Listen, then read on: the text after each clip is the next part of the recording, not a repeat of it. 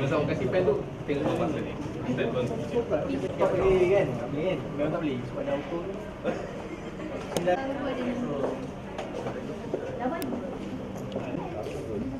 Okey lah.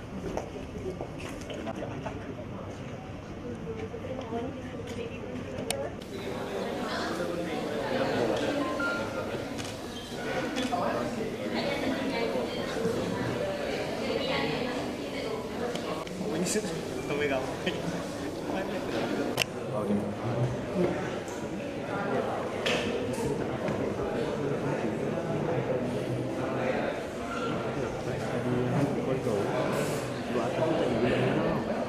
Tadi dah kat dalam yang tu. Dia dah kat dalam tu. Dia cuma jauh untuk broadcast kan. Cuak.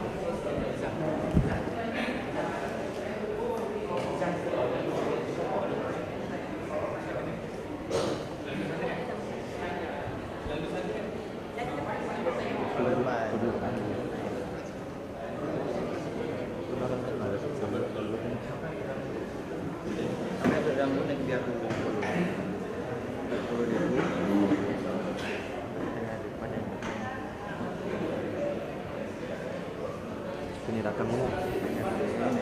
Sini dah.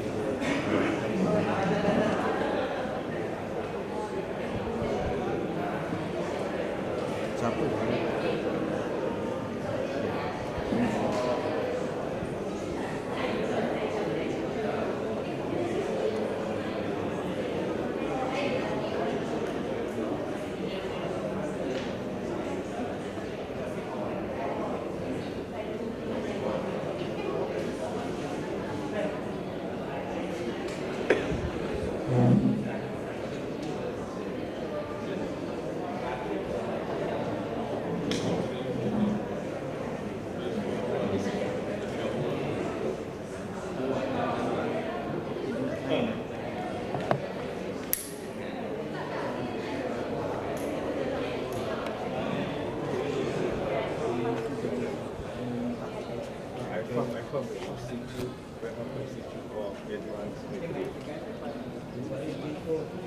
Boleh? Boleh. Kau pakai white pakai white. Design aku pun mana yang budak ni boleh tinggal ni. Lain aku pada dia.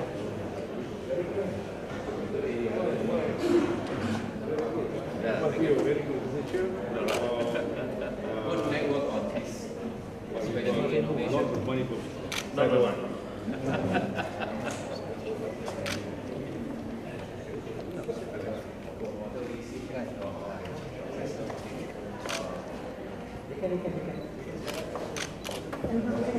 Prof, lagi sekali action je. Dia kan tak masuk. Okay. Tu. Dia boleh ni. Okey. Okey dah. Saya ada duit. Bukan dia. Kita ulang.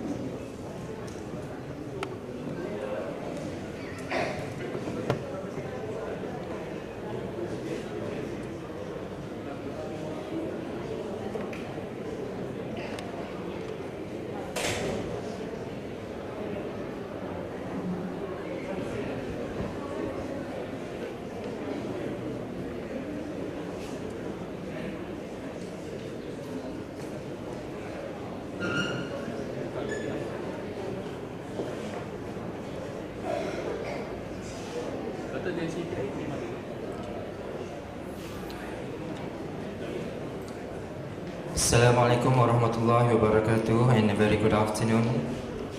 Honorable Professor Technologist Dr. Wahid bin Razali, Vice Chancellor, University of Malaysia, UTHM, Mr. Martin Rubber, Project Leader of RiceMed, Official Representative of Professor Dr. Engineer Roman Dumitrescu, Director of Franhoufer IAME, Professor Dr. Ahmad bin Ibrahim, Franhoufer Senior Advisor in Malaysia, Mr. Muhammad Nurul Azami bin Muhammad Nudri, Deputy Director of My Foresight, Associate Professor Dr. Rosli bin Omar, Dean, Faculty of Electrical and Electronic Engineering, UTHM, Associate Professor Dr. Shahruddin bin Mahzan alias Muhammad Zain, Dean, Faculty of Mechanical and Manufacturing Engineering, UTHM, UTHM Senior Officers, delegates from Franhoufer IAM, delegates from the industries, distinguished guests, ladies and gentlemen. It is an honor and privilege to be your MC in this momentous event. On behalf of the organizing committee, I would like to extend a very warm welcome to all of you to the opening ceremony of the UTHM-Franhoufer Innovation Lab and the Forum on Industry Forward Prospect of Industry 4.0. We appreciate you taking your time off from the busy schedules to be here today. We hope you will find the program we have lined up for you to be exciting and engaging. Distinguished guests, ladies and gentlemen, to begin this event, it is my great pleasure to invite the Honorable Professor Technologist Dr. Wahid bin Razali, Vice Chancellor, University of Malaysia, UTHM, to come on stage to deliver his welcoming speech. Please welcome Professor Technologist Dr. Wahid bin Razali.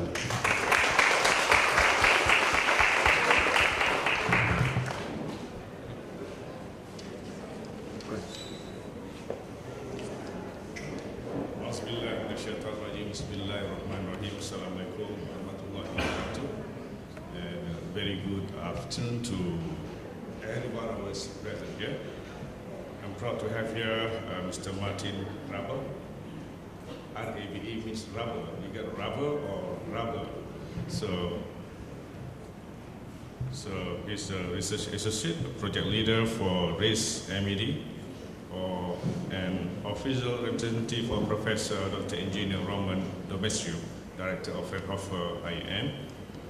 Professor Dr. Razali is not here yet, yes, the Deputy Vice Chancellor for Research and Innovation. Professor Dr. Ahmad bin Ibrahim, Franhoufer Senior Advisor for Malaysia, who is also expert on palm oil, at least palm oil as far as a short conversation that we had with him. And Mr. Muhammad Nurul Azami bin Muhammad Nudri, Deputy Director of My Foresight, is going to deliver his note on foresight, technology foresight, and industry 4.0, I guess. Also the Dean of Faculty of Electrical Engineering, and also the Dean of Faculty of Mechanical and Manufacturing Engineering, and of course, all the researchers and also the innovators that we gathered around Batu Pahat. And thank you very much for coming all over from either Batu Pahat, from any parts of the world. Okay, thank you. I'm proud to be here that UTHM is hosting to what we call Innovation Lab here. And in fact, Franhoufer, as far as I know, was started by Joseph Franhoufer, many years ago. I can't remember the date, but now, when I read the facts and figures, it has about 72 research centers all over the world. And it has about 25,000 researchers all over the world. And it spent about 2.3 billion euro, not ringgit, euro. And largely it comes from the industry, 70% of it, and 30% come from the federal government of Germany or the local government of the Germany. So, all in all, what I would like to say this afternoon is that we would like to be at least at the recipient point of where Franhoufer is. I would like UTHM as technical universities again in Johor, and also one of the technical universities. We have got 4 technical universities in Malaysia, and UTHM is one of it. And we are niching, or we are, I would say, not very strong, but quite strong in sustainable technologies and also transportation.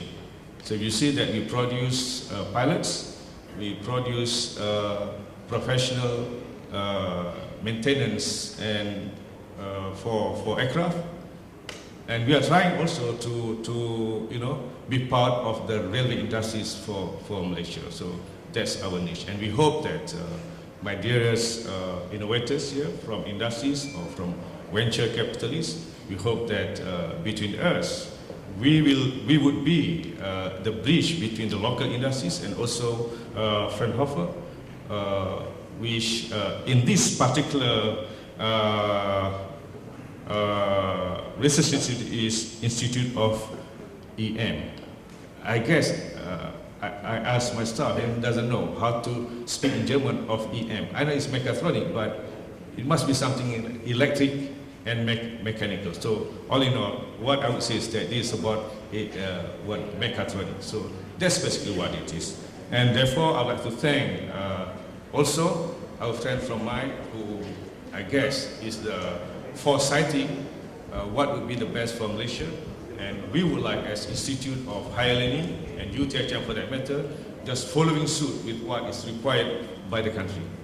And yesterday, of course, we had an audience with the Prime Minister, and the Prime Minister at the same time also was encouraging us to promote on what we call the use of technology and how to make sure that the industries and also our graduates could be innovators in the future.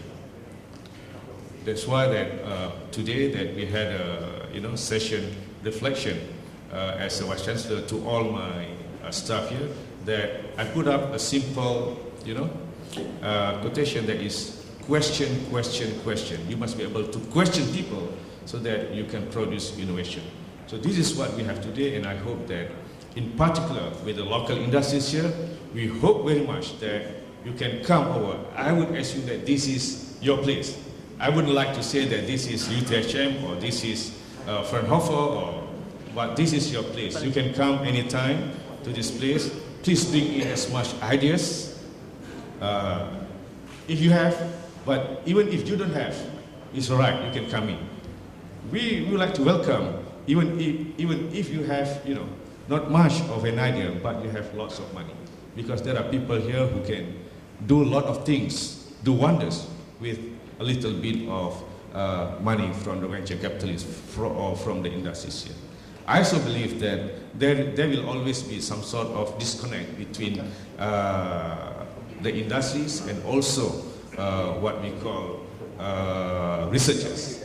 And also, just now, somebody from BP Plastic, I see the director was telling us that it is a lot of disconnect when there is a statement that to ban the single-use, what we call plastic. That simple terms really put a big impact on the industries, particularly Petronas, who produce the raw material for the plastics. And this is where I think people like us, educationists, and also the industries, will have got to talk a little bit more with the people from the government side and from the ministry side, so that they would understand better in terms of what should be the public views on certain items or certain views. And therefore today, thank you once again, and thank you also to the Dean of Electrical Engineering for allowing us to put this small space to everyone use. We put this space as innovator signatures, and I hope everybody from Mr. Ching, where is Mr. Ching? It's gone? Meow meow. I know you very well. Ah, yeah, it's my old friend. Okay. Yeah, this is a very big player from Batu Pahat, and also our friend from Kelantan. Any members from Kelantan?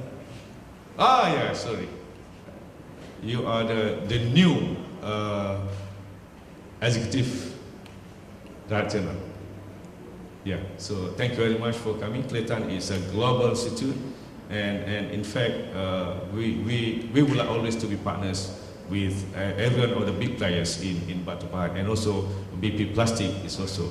And I hope that by having Franhoufer here, that the relationship between the industries around here and also UTHM, and also we would like to be the bridge between the brains of the IAME and also the people or industries of Batu Pahat. So thank you again very much for everybody, and thank you again that we hope that Malaysia could become a very innovative country, not just a country that consumes, but a country also that produce things as much as the origin of Franhoufer is that the great people of Germany. So we do have lots of respect, and in fact, I will be sending 2 of our staff to one of the top Franhoufer aircraft manufacturer in Germany to have about 2 or 3 weeks, and we have agreed upon this very short stint, and hopefully to open up our new programs of aircraft manufacturing parts in Tanjung Labu or in Batu Pahat.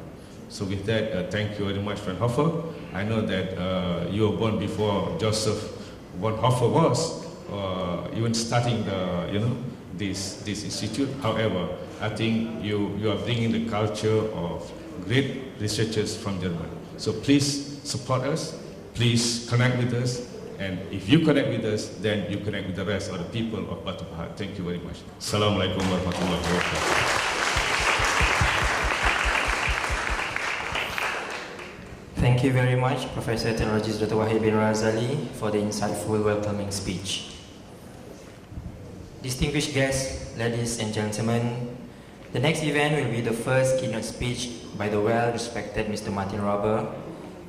Without further ado, please welcome the Honorable Mr. Martin Robber, Project Leader of RiceMate, to deliver his keynote speech.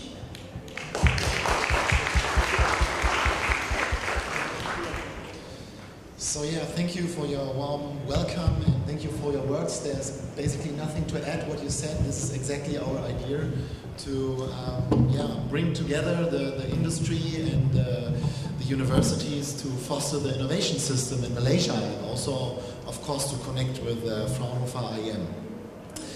Should you give regards from Professor Dumitrescu. He can't be here today because of some circumstances, but he will be there in April. We will have another event, and I will give you the keynotes which was supposed to be given by Mr. Dumitrescu.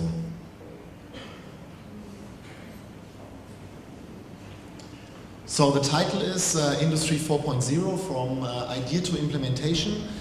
Today I want to give you not only all the answers, you can't expect that, it's more about to encourage you to ask questions about that topic, because there is not the one solution how to make the next steps. It's very individual, and this is actually the idea of this lab and this network, to work together on all these ideas for every certain company. So my talk is divided into 4 parts. I will give a short introduction to Fraunhofer IAM, where we are. Then I will give some words about the basic idea of Industry 4.0, and then showing some implication for companies, since a lot of companies are here. This is we are very, very happy about that, and hope that in the near future you will also attend to these kind of events. And then I would like to explain what RaceMed is and why we have this great environment here, and what in the future we want to do here. So some words to the Fraunhofer Society. So we are active worldwide, but based in Germany. Like mentioned, we have 72 institutes worldwide, but mostly in Germany, around 25 employees, where most of them are researchers, and annual R&D budget of 2.3 billion euros. And what's special is we are a non-profit organization, so there are no private shareholders. We are owned by the German government, and we are financed by public funding, but mostly we are financed by private companies who are working together with us, in cooperation with us, and we are doing research for companies. This is the main part of our business model. And despite that, We are doing some licensing when we're inventing things. A very famous invention of Fraunhofer is the MP3 format for music, invented by Fraunhofer, and we had a license. We weren't the people who invented the iPod, but the MP3, and this is also like a business we are doing, licensing when companies use our inventions. And then we have a lot of spin-off companies. This is also something we would like to encourage the universities to spin off. If you have good ideas, using your research result to found a company and to find some venture capital. Fraunhofer actually has 350 spin-off companies who spin off from the single institutes. Then Fraunhofer IAM is one of these 72 institutes. It stands for IAM Institute for Entwurfstechnik Mechatronik, which means Mechatronic Systems Design. And what's special is that we are doing research not only on technologies, we are also doing a lot of research on methods, on processes. So there are basically three questions we are trying to, or we are answering with our research. The first one is, how do you plan successful products and business models for mechatronic systems? Mechatronic systems are basically today every technical system. In every system where you have an electronic plug, it has a small controller and it's a mechatronic system. So we are basically talking about simple mechatronic system, but also about very advanced mechatronic system. I will give you later some examples. And therefore we have the Department of Innovation Management, where I am from, also in this department, where we are answering these kind of questions. And the next question is, how should complex technical system be developed for short development times, high quality, at low cost? So the more complex the system are getting, the more challenging is the development. The best example is the automotive industry, which are right now challenging a lot of things because of autonomous cars, connected cars, and things like that. And therefore we have the Department of Systems Engineering, who's doing research on new methods how to develop complex mechatronic systems. And then is the next question, how can new technologies be used in these kind of technical systems? There are a lot of new technologies rising in the horizon. A very important topic right now for us is data science, but also augmented and virtual reality, control engineering, software security, additive manufacturing, and there we have also some teams. And here you see some clients of us. Of course, I'm only showing you the international brands because you might know these kind of, we are working a lot for the automotive industry, especially in the topic of how to develop complex system. But in our region, I think it's quite similar to Bad Bahat. We have a lot of small and medium-sized family-owned companies. I didn't show here the logos, you might not know that, but we are specialized in working together with small and medium-sized companies, bringing them to the next step in digitization. So now coming to the basic idea of Industry 4.0, which is our more or less the vision. So there are basically three dimensions. Here you see we call it automation pyramid. Here are all IT systems in a company. The first dimension is the vertical integration. So most of the companies have already a lot of IT systems for their business processes, on the management level, like enterprise resource planning. And this should be connected vertically down to the shop floor, that there's a data consistency from the company management down to the field level, to every sensor on the shop floor. This is the first dimension.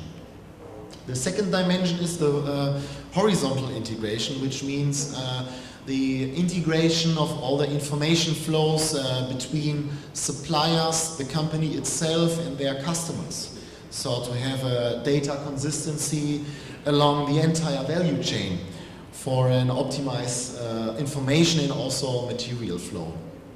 And the third dimension is the continuous engineering.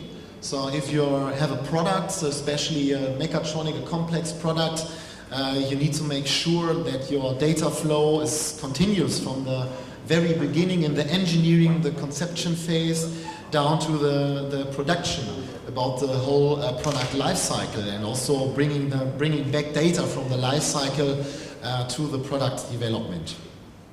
And yeah, the vision there is to have a, we call it, single source of truth. Because right now it's like that there are many IT systems and many information which are somehow not always consistent. So the vision is to have permanent availability, targeted combination and intelligent analysis of the data about your company as well as your products over the whole life cycle. But this is the vision, and now the question is, what are practical implications, how to start to follow the vision? Because especially for small and medium-sized companies, it's not always the goal to have the all-over vision. Somehow also useful to start small and in a certain field.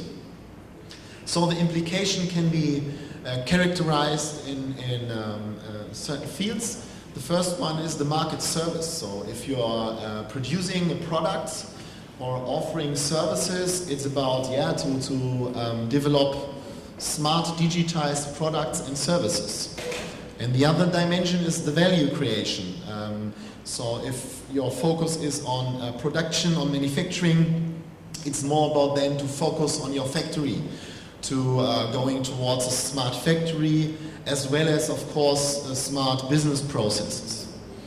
And then the connecting thing is the business model. This is right now, I can say, for Germany a very important topic, to use your technology advancement also to find a business model. A business model is basically the logic in how a company earns money with their products and services. And then it's framed by the working environment. There are a lot of changes in the working environment, not for production only, also for engineers and for the management level, which need to be considerate, and also the cultural change, that your employees are ready to go with that change. And so in the next slides I will give you some examples for all these categories.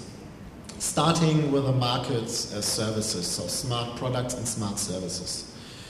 So here the vision is cyber-physical systems, which can be categorized in 4 fields. So the idea is that you don't have only these physical systems, more and more parts of your product are going into the clouds, are not present in the hardware at the place of your customer. The first category is autonomous system. I think this is clear. Autonomy is a very important part, not only for cars, also for other systems. Then the second one is dynamically networked systems. So there's a high potential in networking with other systems which are not from you, which are from others in your value chain. We're using here the example of an agriculture company who's thinking about how to make sure an ad hoc connection to, for example, trucks who are working together with a harvester to make sure that you have a very efficient process and make use of the power of the harvester. So for example, this harvester has a power of around 80 tons per hour, but it can only be make use of these 80 tons if there are enough trucks to secure the supply. The next thing is interactive social technical system. This is about the potentials in the interaction of humans with a system. The one side is that your customer more and more expecting the usability with a technical system like with their smartphone. They expect to control a machine with a tablet or whatever. And on the other hand, there lies a large potential to integrate the people or the workers more and more into your technical system.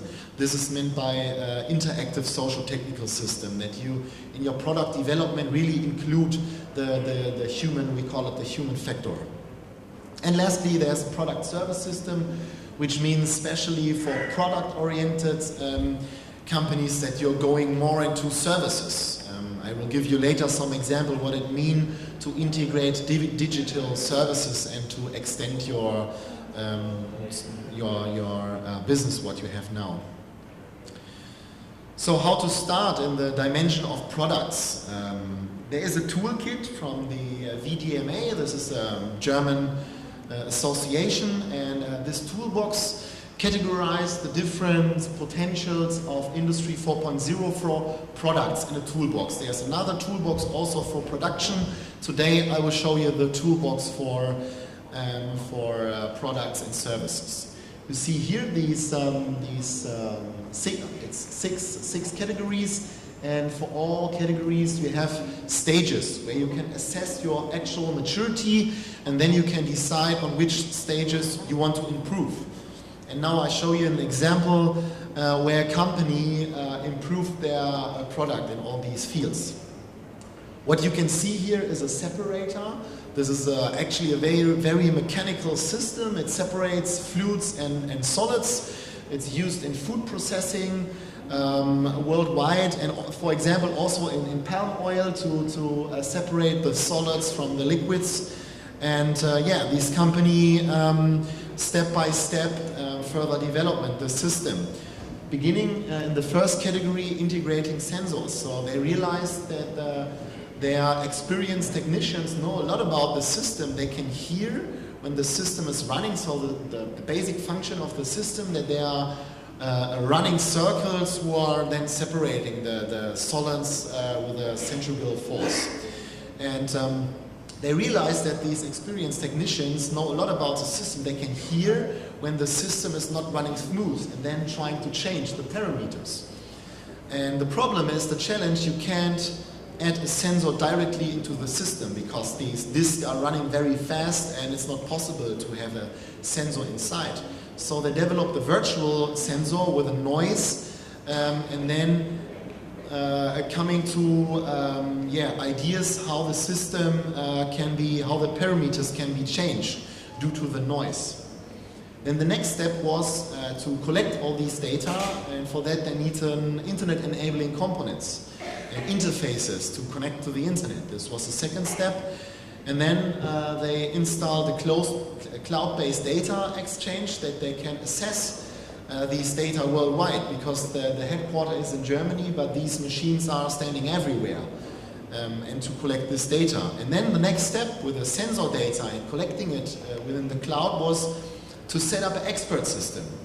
So they are using the sensor information connected with practical knowledge, the long-time knowledge they have about these systems, and then in the next step can guide their clients in with the system to change parameters for the system. They call it WeWatch system, and they are doing the condition monitoring worldwide for their clients and giving them advice how to change their parameters and giving them a notice when something is going wrong.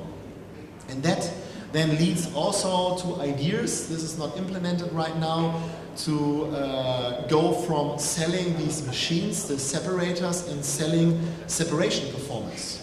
So the clients are only, the customer are only paying for separated volume, which means that all the risk from the process goes to the company, but then is a high potential, because you are able right now with the sensors and with your cloud system to control your systems worldwide, which leads to that kind of ideas in the field of business models around your product. And now some examples for digital services. Here's an example of a commercial dishwasher, for example for restaurants. This dishwasher looks like a normal one, but it runs like 10 to 15 times per day. And a large company who's producing these were thinking about how to extend their business with some digital services. So, and then in a project together with us, we came for a lot of ideas, some simple services like a digital documentation which guides the customer through the usual introduction to condition monitoring, for example, frequency of use, energy consumption, to updates or upgrades, and then also to more advanced services, like then the automatic and demand-oriented delivery of detergent. So there is a container, a large container with detergent. The system uses a lot of detergent because it's used a lot daily, And yeah, they extended their business in also delivering detergent. In the past, the customer are buying this in a supermarket, and now they are served with the detergent by the producer of the dishwasher.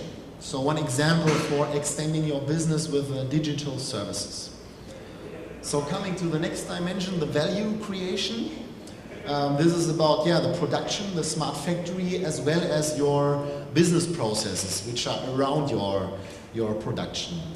And therefore, it's possible to show this is based on a study. Architect is something like MITE in Malaysia. It's a government organization who is consulting the federal government, and they developed the maturity index together with some institutes. For example, Fraunhofer was part of this project. And when thinking about a smart factory, there are different stages which are saying something about what the system is able to do. So in the first two stages, the system is able to say what does happen right now, and also to give you some more transparency, some more understanding about your processes. That's the very beginning of the smart factory. An example is very simple. It's a dashboard in your production. You can use the data that you have and beginning with a very simple dashboard and extending it to other processes and so on. And that kind of databases give you the basis for the next steps. This will be to answer the questions, what will be happen? So predictability, for example, predictive maintenance, that you are aware of that your system is about to fail because a part needs to be maintained or changed. And then the next step, and this is about autonomy, that the system is self-optimizing itself. For example, this is the basic example, reordering spare parts or just stopping and say, okay, maintenance is needed. And this is the highest step. And here another example for that. It's about autonomous maintenance reaction. So Benteler is a large company in steel business, and they have a lot of press and doing warm forming. And for these presses, we integrated together with them a tool for monitoring and prediction of machine conditions. So we have a health index which shows with simple traffic lights indicating the need for action, for example, for maintenance or changing spare parts. And also an autonomous scheduling of the maintenance activities. Because that process is it's very important that it's 24 hours, because these are very large machines. It's a supplier of the automotive industry, what means every hour of stopping the machine costs you a lot of money. And therefore, it's very important to have a precise scheduling of your maintenance. Okay, then let me show the next dimension is about digitization of the business model. I already talked about that, extending your business through smart services, product service system. So here, the share of the digital business is rising. You're starting with a product, then you're going to a smart product, integrating like a dashboard or a possibility to connect to other smart devices. Then the next step is a smart service, product service system, where, for example, you're offering services like automatic reordering of detergent or of spare parts. So extending your business, your product through services. And the next step, this is a little bit more bigger step. It's a large potential, but also a threat for you. It's platform ecosystems. So we saw that in a lot of customer branches, like, for example, mobility, where large platform ecosystems like Grab are changing the business completely. Now the question is, what happens in the manufacturing industry? Are there similar platforms arising? It's not clear what happens right now. And this is about extending your business about these platform ecosystems. So, for example, the company who is producing harvesters is setting up a platform for farm management system, which enables that their system are only one part in this whole system. They are connecting other systems like trucks, like silos, like different things, and building up a platform ecosystem around your basic products before another one is doing it, and then you are just a supplier of these platforms, and you are giving for your customer interface a large share of your revenues to these platform providers. I show you one example how that works. We have there Würth. It's a manufacturer of screws, so C-parts. Nothing special, but what's the issue about C-parts in your production? Usually you have a lack of transparency about current consumption and current stocks. Inventory recording is way too expensive for these kind of parts. What happens? We have a really high stock of C-parts, which causes a lot of money. So what did Würth? Actually, they are just producing screws and also some containers, some carriers, but now they're integrating camera modules into their containers. These camera modules detects the fill status in real time within these containers and transmits to the good management, to the central good management of Würth. This enables them to make a very good real-time inventory management.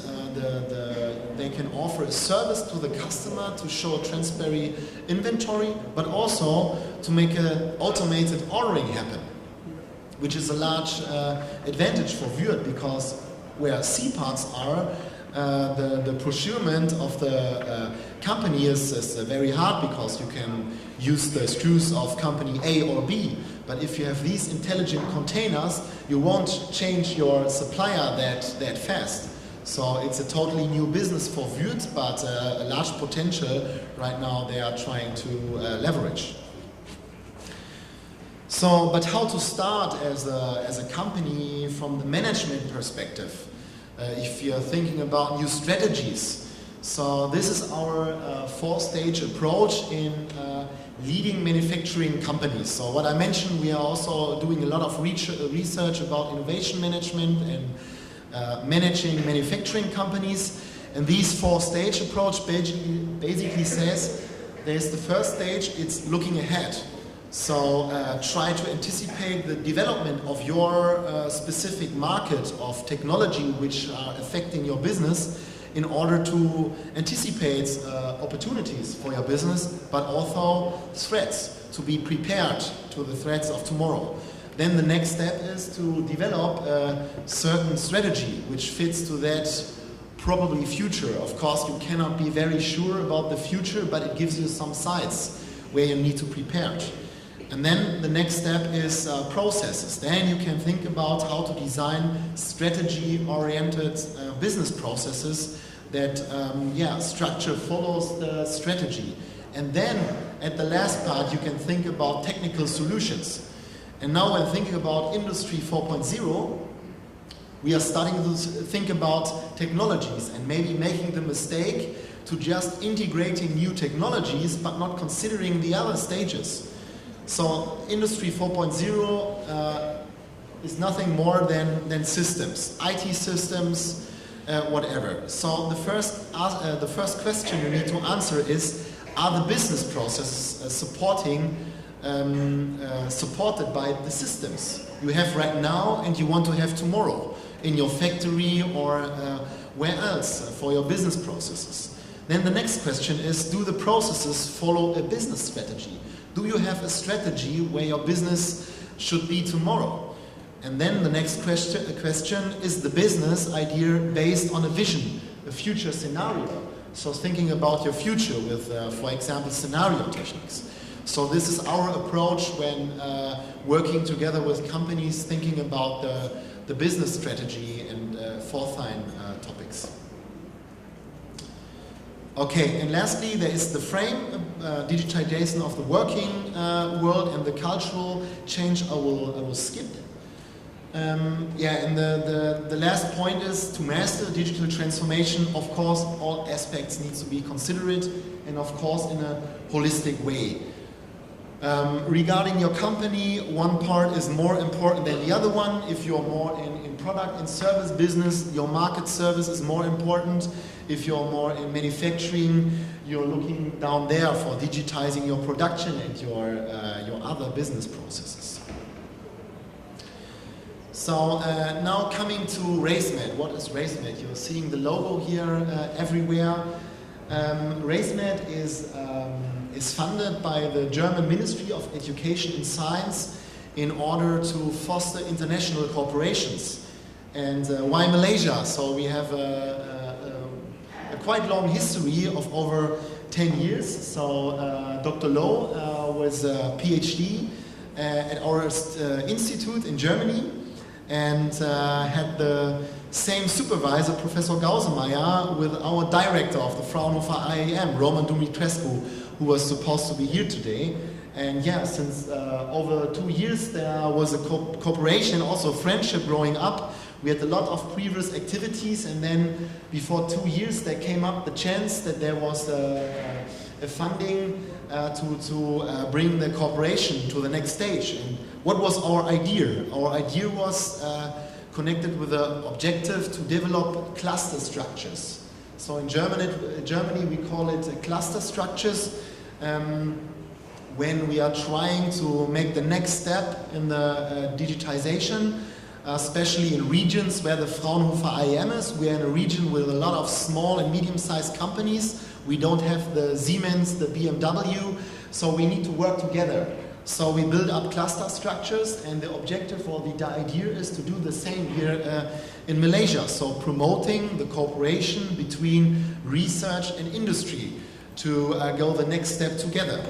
So, and the idea behind is to build up an innovation ecosystem which consists of research, universities, companies, then multipliers, and also governmental organizations. So these are the stakeholders in these kind of innovation systems, and there you have new technology concepts, and the goal of this innovation system is to come up with an innovative market service where you can be successful on global markets. So the first goal is to set up innovation labs, like this lab here.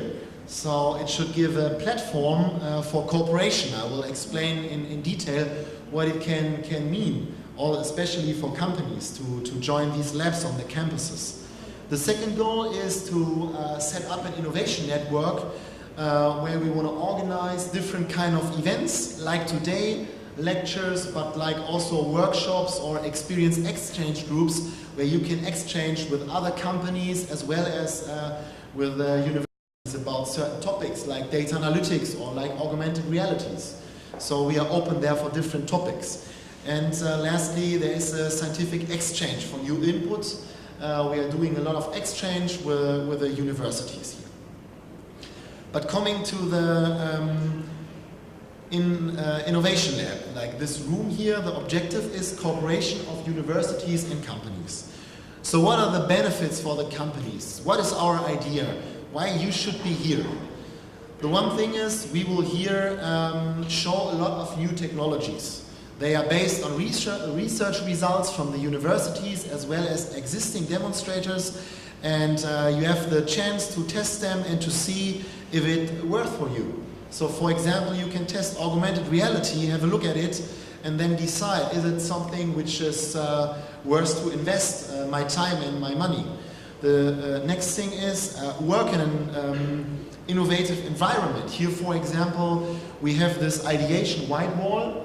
You can see it here. On this wall we can organize workshops, and the advantage is that you somehow escape from your daily business. Usually everyone is locked in the daily business and do not have the time to think about strategic things. And here we can give you, together with us, an environment, and for example, we can do here a strategic workshop or an innovation workshop thinking about your products and production. And then also you have the chance here. Right now it's a setting for a large event, but when there are no chairs, you will have the chance also to show your own solutions. as demonstrators to promote your own solutions. If you are a solution provider, here you get the chance to show your solutions to other companies and also research institutes. Since Fraunhofer and the universities are also a supplier who knows maybe another company who is interested in your technologies. And also you're getting to know new young talents who are educated here in digital technologies. The benefits for the universities, for the researchers are research at the cutting edge of digital technologies. So preparing for the future, which is maybe at the university or in a company, to be prepared for that. And then applied research, I can say for myself, I'm doing a lot of applied research, which makes it not easy to do a PhD. It takes a little bit longer, but you're seeing your results applied by company, which makes you somehow proud to see what happens with your results. But on the other side, you get feedback from the companies. Sometimes this is hard when they say this doesn't work, please think about that. But on the other hand, it's very useful for your research. And then the students can get a practical education here in the labs and within the innovation innovation labs and the network.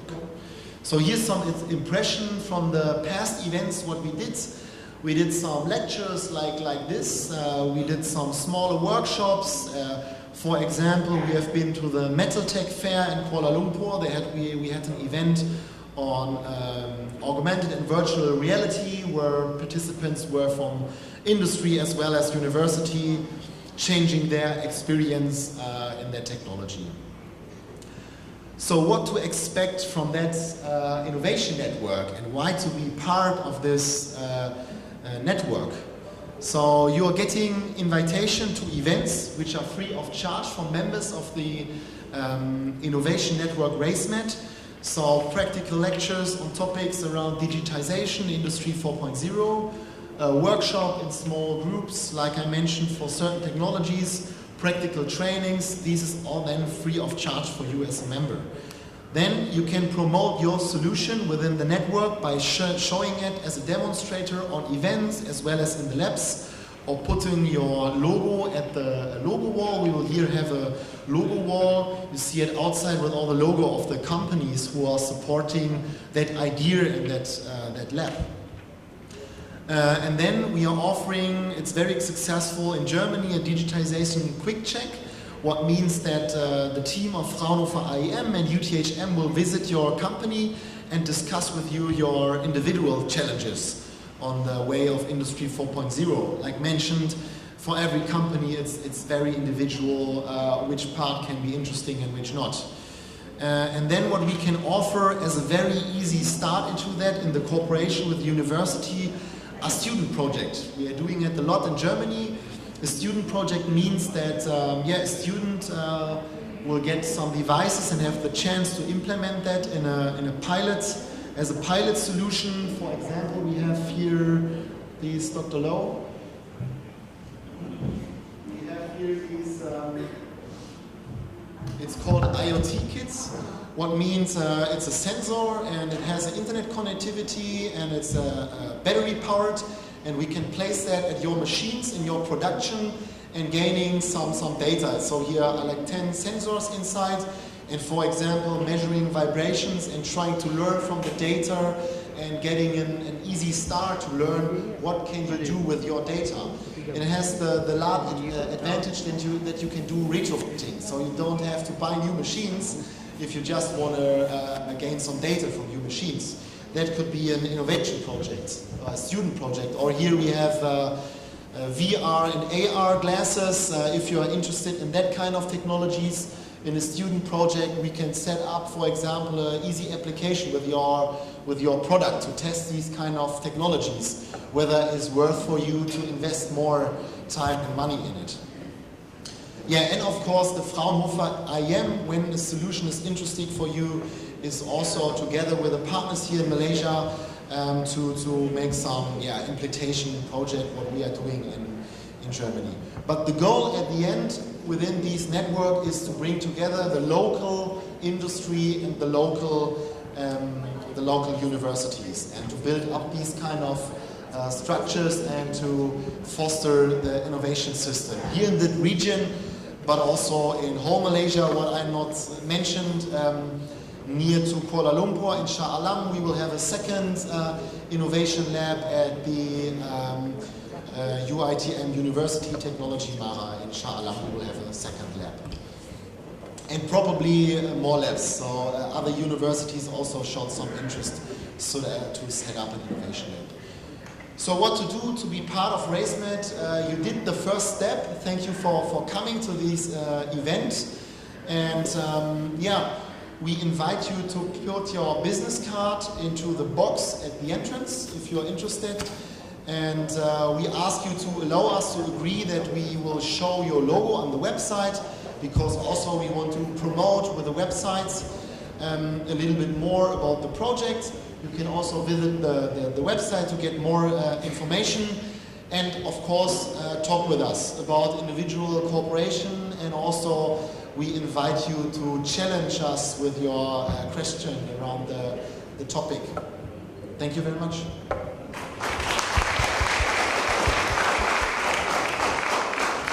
And just at the end, just at the end here, the contact for Malaysia is Dr. Low, so you can shoot him an email, give him a call, but you can also directly contact us. So it's open to you, but it's more easier because we are not the whole year in Malaysia.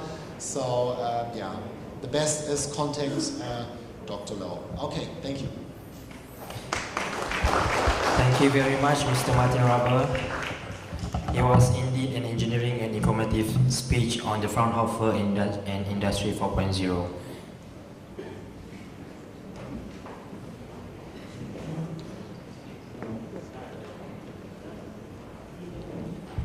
Distinguished guests, ladies and gentlemen, now let us move on to the second keynote speech. Without further delay, I would like to invite the Honorable Mr. Muhammad Nurul Azami bin Muhammad Nudri, Deputy Director of My Foresight, to deliver his keynote speech. Please welcome Mr. Muhammad Nurul Azami bin Muhammad Nudri.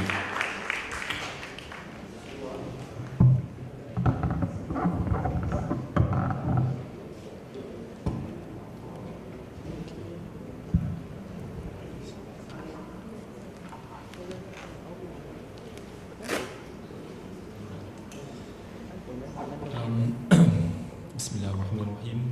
Saya hormati Prof. Dr. Wahid Mirazali, VC UTHM, Datuk Ahmad Ibrahim, known him from quite some time, Imite, Ahmad Ibrahim, then later we have Ibrahim Ahmad replacing at Mite. Ladies and gentlemen, Assalamualaikum and very good afternoon. Well, first of all, I would like to introduce Mite, because all this while Mite has become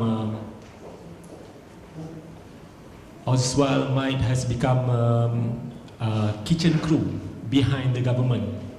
So we are the kitchen crew behind the government. If you can see, launching of Industry Forward launched by MITI, so there is no mention about Mite.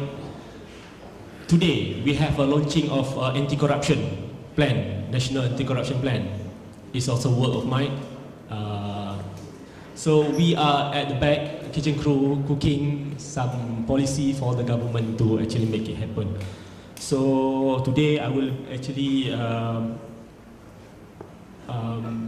present to you the overview of the Industry Forward. Well, the national policy for the Industry 4.0 in Malaysia. So this is a policy that actually currently supervised by MITI. So Mite actually is a think tank crafting, designing together with the others ministries to formulate this national plan for Industry 4.0. Of course, it was launched 30th October last year, quite recent. But Industry 4.0 in Malaysia is quite some time. There are already lots of initiative with regards to the Industry 4.0. Large companies, a few companies, SME already embrace the Industry 4.0. So, but the government comes later. So the idea of this policy try to consolidate the fragmented efforts of national with regards to the Industry 4.0, so that government, industry, academia, all in one page, how to actually harness the technology out of Industry 4.0. So this is Mike in Cyberjaya.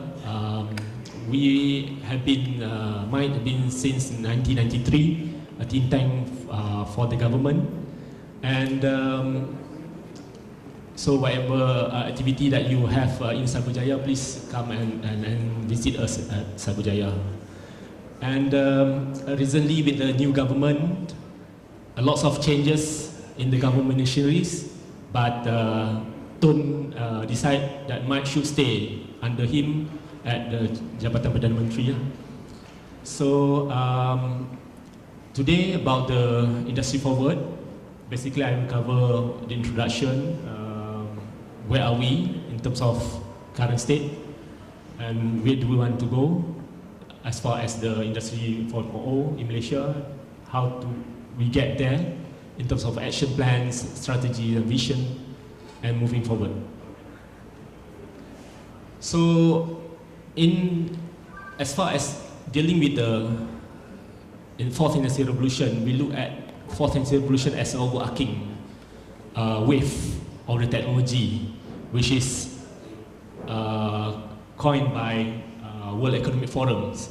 So it's not about emerging in technologies, but also it's about social transformation, how it's changed our life, the way we do, the way we learn, the way we live, works, and so on.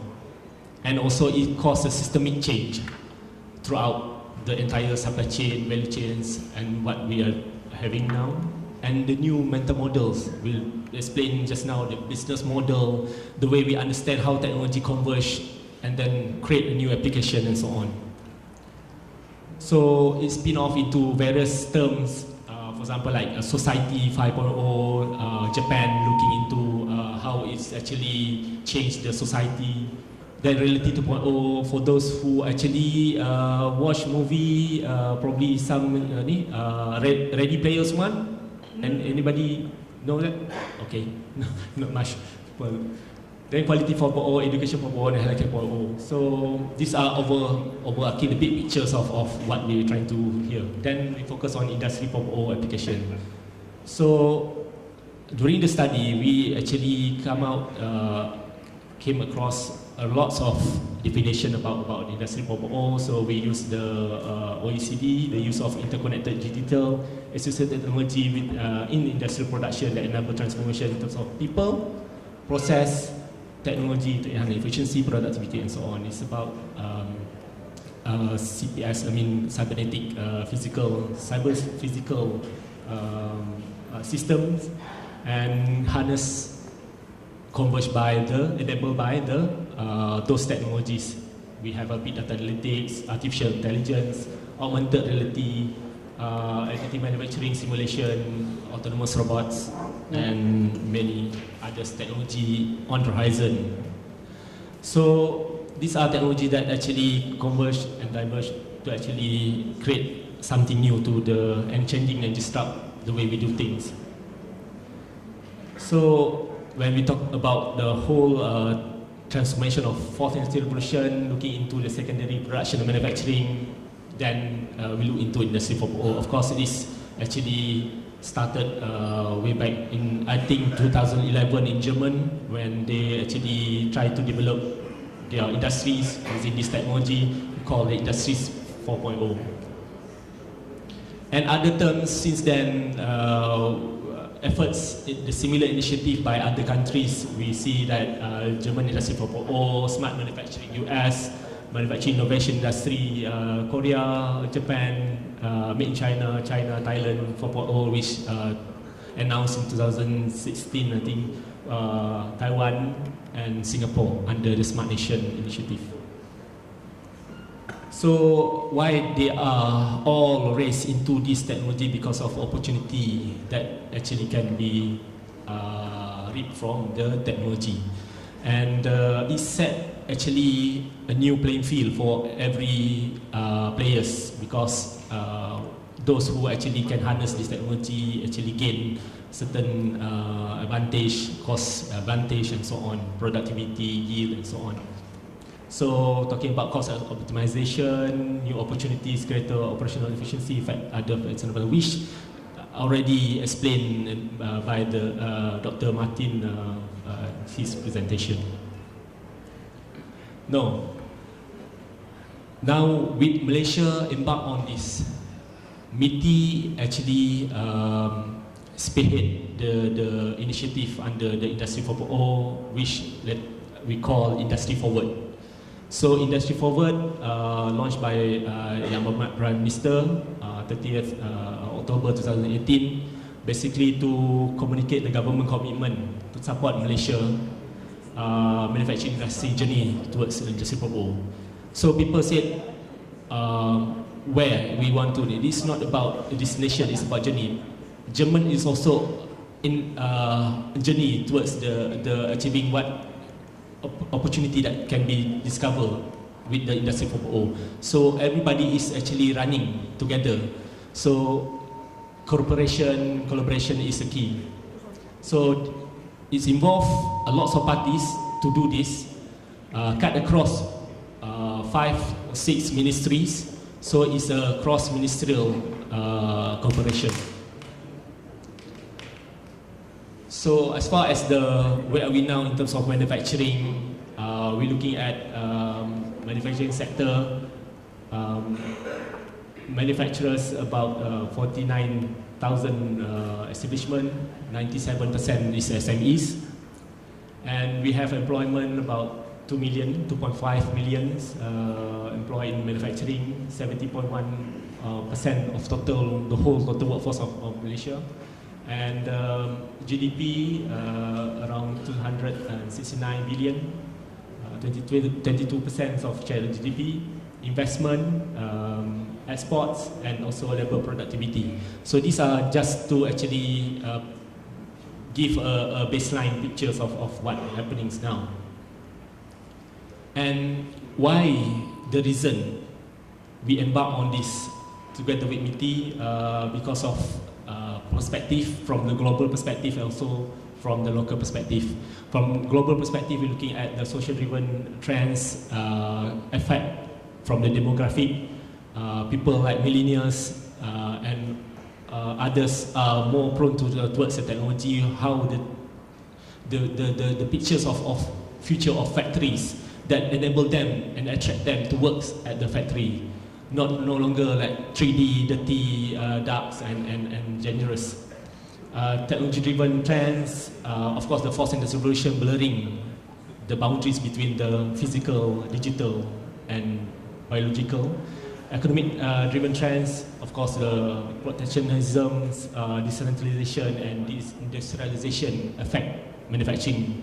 Probably we not need, because long term it will actually affect us.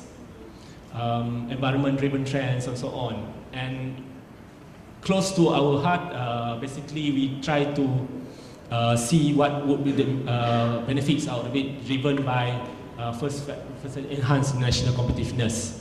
So far, Malaysia has been in the global competitiveness is around, I think, 25 placed out of 140 countries. So we need to boost further our competitiveness, because of this is actually image that actually attract investors to the country. We have second factor, which is the strengthened growth and productivity of manufacturing. So far, the labor productivity growth of the country the past 4 or 5 years is stagnant, around 3.8 labor productivity. The third factor is to create high value added jobs and also reduce dependency of foreign labours, because the total workforce of foreign labours now made up of 30% of the workers. So since 2011, about ringgit Malaysia 120 billion outflow because of foreign labours. So with hopefully harnessing the technology will actually help us to address this. The last factor is increase SME competitiveness, because the fourth and solution also disrupt the way we do conventional way of doing things at present. So when we talk to the industry, okay, let's embrace the fourth industrial revolution. Then we look at the perspective of supply and demand perspective. There's a lot of challenges. Okay, challenges from the demand perspective. I mean, the players, industry players, actually state their issues and challenges to us, and we group into, first is about awareness. They're actually not actually aware what we're going to do and what is the industry 4.0, the technologies that are associated with it. And then we have innovation, because the things that if we create the new products, if so much user looking at the foreign products, why I'm motivated to actually do local products. That's common. Interconnectivity, because of sharing of information. Skill enhancements, because some of the things that we adopt from the technology will actually cause not replacement but displacement in terms of skill. High cost of investment, perception of high cost of investment, information and data accessibility. And from the supply side, the provider of this technology basically state their concern about the governance. There is no policy that actually state Industry 4.0, how we go about it, how the government going to support it. Policy and standards, there is a lot of standards and standards for Industry 4.0, so there is no one that actually can be coordinated. For interoperability issues, ecosystem support, training and education, funding and incentive, and infrastructure in place like broadband and so on. So especially broadband availability for the training centers, and broadband availability for speed at the industrial estates. So according to Ethically, if we actually embrace and move into the they actually made a forecast, Malaysia could actually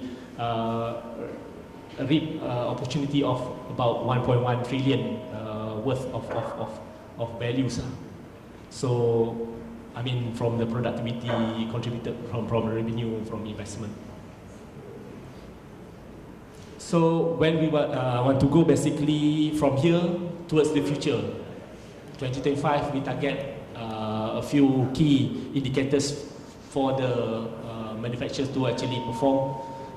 Basically, the vision is to become a strategic partner for smart manufacturing and related services in Asia Pacific, because we see that others like Thailand, for example, embark on this, Singapore, Vietnam, and so on, they are also competitive if they be able to harness Industry 4.0 effectively. So we're looking at from 2016 to 2025, labor productivity will increase 30%. Manufacturing contribution from 254 billion to 392 billion.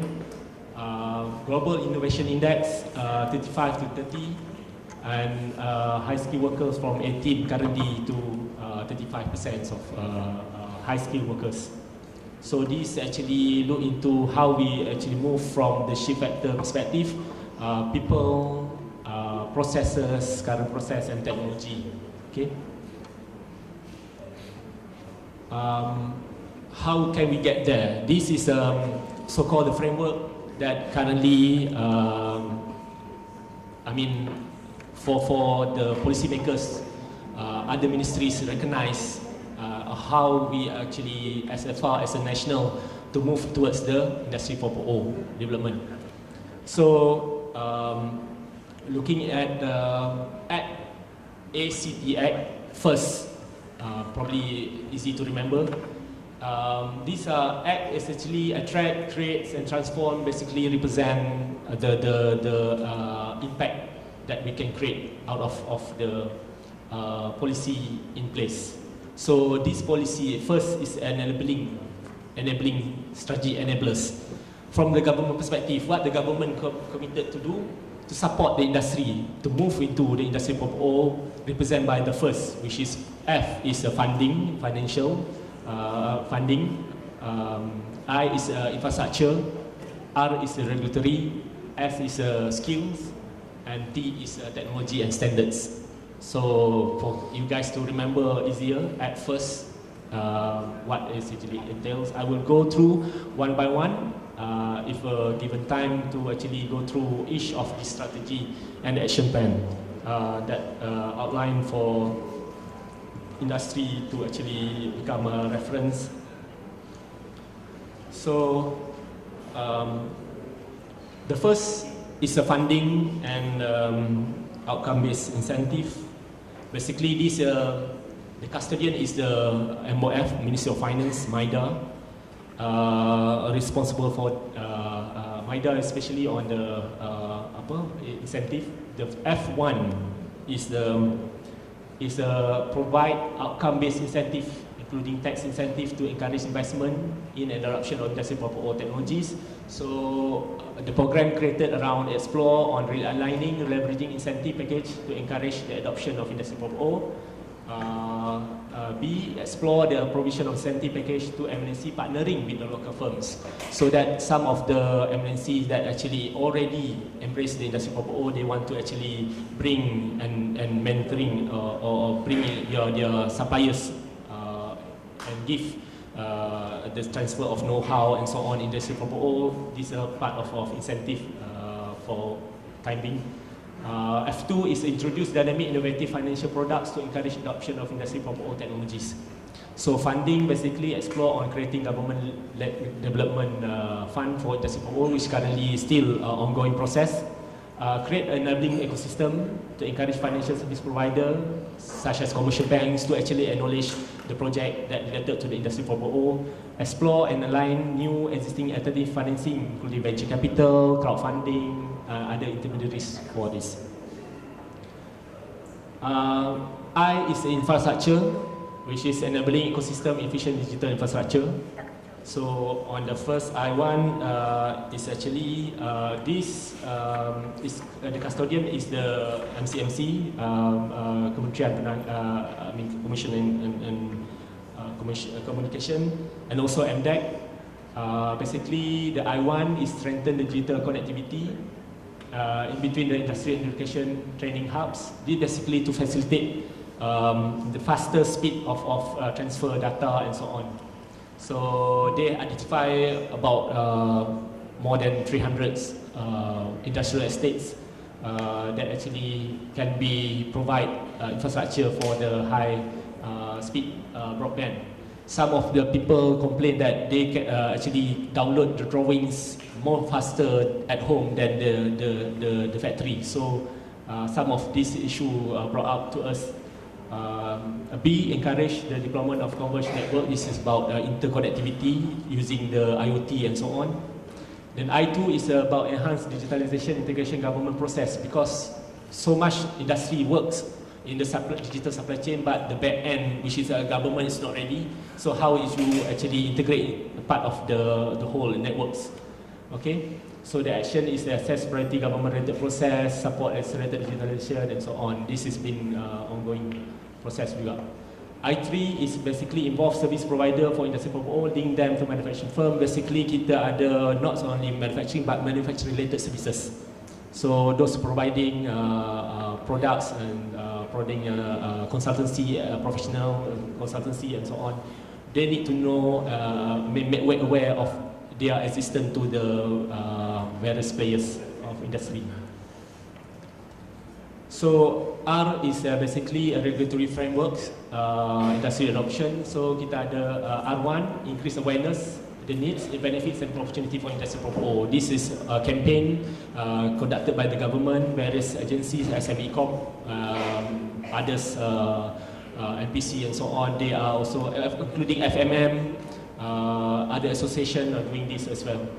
So undertake the comprehensive Industry 4.0 awareness program. B, create a regulatory sandbox. Regulatory sandbox because this is new technology. We do not know how it affects the regulatory requirements, current requirement disrupt the way we regulate something, policy and so on. So we need to actually do the experimental on that. For example, like blockchains and so on, we need to do that. R2, create a platform mechanism to help manufacturing and related service firms, especially SME, assess and develop their Industry 4.0 capability. So first, they create tools. This is self-assessment. A is basically self-assessment for people to know, each of you, manufacturers, know where are you in the maturity level of digitalization. Then B comes to the readiness assessment, where appointed by MITI, assessor will actually go to you and assess your, and do the auditing on your level of readiness to embrace the Industry 4.0. So as per 2019 budget, they allocate certain number of ringgit Malaysia to actually provide the 500 companies, first serve companies to actually be assessed. So C is the established collaborative collaboration countries that are leading the Industry 4.0 transformation. For example, like what we were doing here, UTHM-Franhoufer and so on. So that's already there. R3, improve data integrity, standard sharing and security for state seamless integration. Because of this is a network, IoT and so on come in place. The cyber security part of it is important. This taken care by the Cyber Security Malaysia to actually first identify, implement effective, streamline, standardized data, law and so on. Be collaborative with the businesses to ensure suitable standards are in place for data privacy. Create manufacturing industry data repository, establish set of cybersecurity guidelines and so on. And S is the skill. So what happens that S1 is basically cater for your the existing workforce. The S2 is cater for the future workforce in the pipeline. So S1 basically enhance the capability of existing workforce through national development program, support the reskilling and upskilling. When I talk about the adoption of Industry 4.0 technologies, there will be displacement. So displacement will actually being addressed through reskilling and upskilling of the existing workforce. So there's a lot of program over there, which actually this part handled by Ministry of Human Resource and also Ministry of Education. Okay. As to ensure the ability of future talent, equipping students with the necessary skill set to work in the Industry 4.0 environment. So what happens that boost the STEM and TVET education program, integrate theory and practical Industry 4.0 application into tertiary education curriculum, promote from manufacturing as a preferred option of high-skill jobs, and enhance the increased capability educators. So part of this, the Ministry of under Human Resource, which are involved, is to develop the standards, NOS, National Occupational Standards, skill standards by the Jabatan Pembangunan Kemahiran. So that's actually cater for the Industry 4.0. And last T, which is technology and standards, basically looking into established digital technology labs, which is just now as example, which innovation labs and so on. Collaborative platform, established public-private partnership, awareness, understanding, foster adoption of technology. So we're looking at like in German, they have a lab networks where they can actually bridge, matching between the industry and also academia to solve their problems in their labs, which apply the expertise around that problems and technology. So T2, establish and implement standard system interoperability for smart manufacturing. So that's the, and lastly T3 is about intensify research, innovation, commercialization and entrepreneurship rise. In short, where here we try to see there's a lot of good products which related to Industry 4.0 will later on comes from various university, research institutions, and also probably spin off into new startups. Okay, so these are provision of this situation through prioritized technology development programs, Industry 4.0 that strengthens, improve understanding, create technology development, experimentation and so on. This happen at labs, various universities, research institutions, so on. So probably a program that collaborate between the industries and research institutions. Yes. So in moving forward, these are highlights of budget 2019, where they actually specifically allocate certain budget for the Industry 4.0 just now, Industry Forward. So allocate of 210 million to support the transition migration for industry to Industry 4.0. So these are 500 SMEs that are going to be assessed. They're supposed to actually supposed to launch this so-called readiness assessment that actually made known to public later soon. Then we have an incentive SME for the 2 billion under the business loan guarantee scheme, where government will provide guarantee up to 70%. 3 billion industry digitization transformation fund under Bank Pembangunan with the interest rate subsidized interest rate of 2%.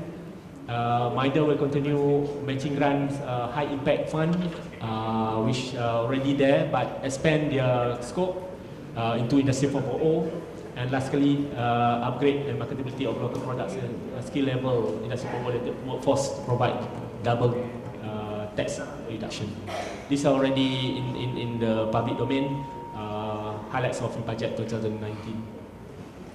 So lastly, out of Industry 4.0 as a manufacturing, there are lots of initiatives in the pipeline that currently in planning stage for new policy other to respond to the Fourth Industrial Revolution. The first one, EPU, National Fourth Industrial Revolution Framework, Policy Framework. The bigger umbrella of that culminate not only manufacturing but others like agriculture, mining, constructions, and others other than manufacturing and manufacturing related services. And we have a governance Industry 4.0, Industry Forward, readiness assessment. SME Corp will come up with a new master plan that get ready to prepare a detailed action plan for the SME. And Kementerian Sumber Manusia TVET 4.0 master plan, Industry 4.0 national occupational skill standards will be developed as well. So these are so-called the national response towards the Fourth Industrial Revolution. So with that, thank you.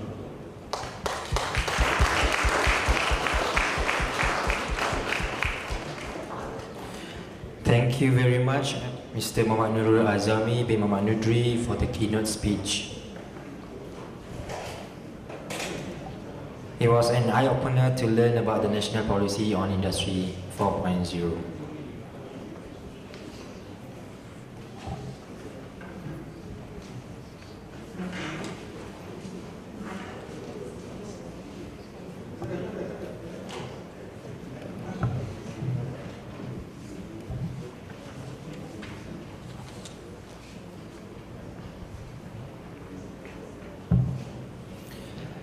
Distinguished guests, ladies and gentlemen, let us continue the event with a dialogue with the industry entitled Industry Forward Prospects of Industry 4.0. It is my great pleasure to invite the moderator and the four honorable panels of this forum to be on stage. Ladies and gentlemen, please welcome the panels, Professor Technologist Dr. Rosari bin Abdul Rahim, Deputy Vice Chancellor Research and Innovation, Mr. Martin Raber, Project Leader of RiceMate, Mr. Muhammad Nurul Azami bin Muhammad Nudri, Deputy Director of My Foresight, and Professor Dr. Ahmad bin Ibrahim, Franhoufer Senior Advisor in Malaysia. And our moderator, Mr. Laban Asma from Franhoufer IAME. I now pass the floor to Mr. Laban Asma. Hello. Yeah, thank you again for coming here to our opening event and our Industry Forward session. And I think now we all have the chance to ask questions to our panel about Industry 4.0 and related topics, and especially the work between research and industry in Malaysia. So I also prepared some questions, but firstly I would really like to ask you to ask questions and to use this change to exchange the experience and really challenge our panel today to really have a knowledge exchange about our topic. So any questions? Don't be shy. It's okay to ask questions, it's good, it's the sense behind that, so please.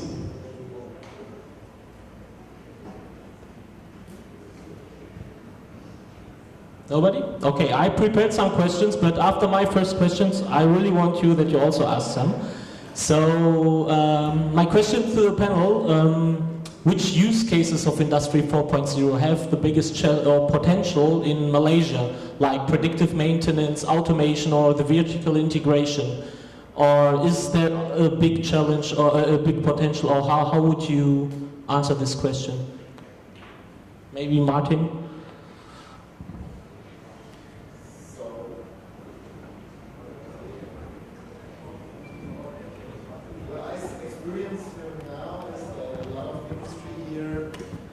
Relies on manufacturing, but that bears actually two potentials. The one is, of course, using data science or sensor technologies to foster your processes within the manufacturing. But the other hand is, trying to make the step to own products which you can, offer to global markets, to think more about business models, because right now the step to more digitized projects, the run in the field of production is not done by anyone. So every country, every company has now the chance to make this step with digitized products, especially in the B2B sector. So I think there lies a large potential for companies. Yeah, just to add a bit, the Industry 4.0 actually involves three major components. If you see that many of us actually focus on one particular part, which is digitalization of factory. Well, as lots of things, we have a digitalization of customer, where you actually directly interacting with the customers, not through intermediaries, through interfacing online, real time, and feed into your data analytics. And also the third part is the digitalization of products, which is mentioned. Also a huge opportunity, because it require innovators out there to actually explore what would be the technology applications out of this. In what way it benefits. Normally the challenges players that interact with us, basically they approach from the technology perspective rather than the business case. So there's always stigma ataupun perception saying that when you're looking at the perspective of technology, it becomes costly. You know, some of the things that few cases in the Penang, they actually approach from gradual, small step at one time. They justify through the business problems, then solve it, then invest on it, small ways, and then they see feel it, the differences. I mean, in terms of benefits, in terms of increasing cost saving and so on. Now they embark on the bigger. So it's not like approach from technology, embark on turnkey project and so on. A lot, huge investment incur. Okay, Assalamualaikum warahmatullahi wabarakatuh. Okay, first of all, thank you to all the participants. You come to UTHM. Okay, in my view, okay, it's a lot of industry can go for 4.0. Okay, but it depends. Let's say you choose the automation industries. Okay, automations. Means that you have to connect your machines with IoT, with new process and so on. But there is a challenge to the company, to the industry. First is, if the industry... I would like to address about issues in Malaysia. What are the main challenges we face in Malaysia now? Low palm oil price, smallholders are crying, and our export of palm oil to Europe has been banned. And of course, the competition in the world is growing. Everyone is embracing Industry 4.0, automation, and the other one is that the e-commerce is also an uptrend, and this is a big threat to existing business. So it is not an easy thing to implement Industry 4.0. We've just seen how Grab has created a lot of unrest among taxi drivers. So new technology, new business model will create havoc for the traditional business. How do we manage this? It's easy to have blueprint like Industry 4.0, but implementing is a big challenge. If you see the innovation labs, the main buzzwords are ideate, create, collaborate. And we are short on many of these things. Ideate. Our students, I know I teach now at a private university. Students don't like to ask questions. So that means you don't produce ideas. Our school system, students, when they want to say something from small, they are being suppressed. So we don't encourage ideation. Without ideation, how do you create? And collaborate is another challenge. In Malaysia, the ministries, they all work in silos. They don't work with each other. We even have a case of universities not working with industry. So this is collaborate. So it is a big challenge. And I think UTHM has taken the right step to actually create this innovation lab. I think all universities must have this kind of lab, which bring together people from industry, from society, from researchers, to start creating and ideating. That means we must address this from the schools. We have to get the school children to be involved in critical thinking. I know the Ministry of Education has come out with HOTS, high order thinking, but what happened? What has been the implementation? This is a problem, in fact. So maybe we can listen to the industry, because industry is also viewing this as one big challenge to implement Industry 4.0. Maybe we can listen to our friend from plastic industry. Plastic now is also under a lot of pressure. All this plastic pollution, recyclable plastics. But I was telling our friend that we always blame plastics, but we don't blame ourselves because we don't know how to manage the plastics.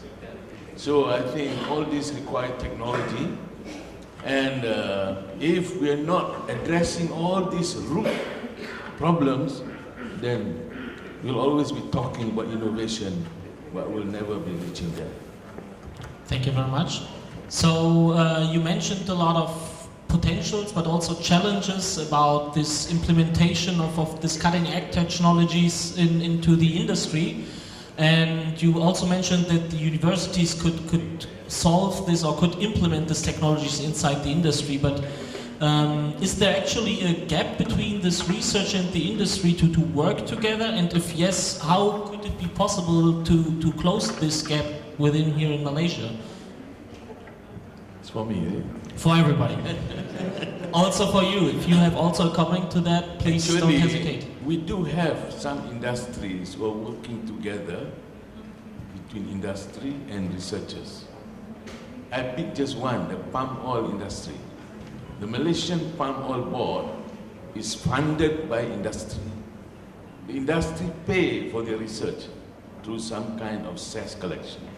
So all the research ideas and research problems that they have to conduct are based on needs of industry. But palm oil board is only for applied research. The palm oil board must link with universities, like the Franhoufer model. Franhoufer model, applied research, but the head of a Franhoufer Institute is always a university professor. They have very strong link with the fundamental research in industry. This is where it's lacking. Again, it's a silo kind of thing.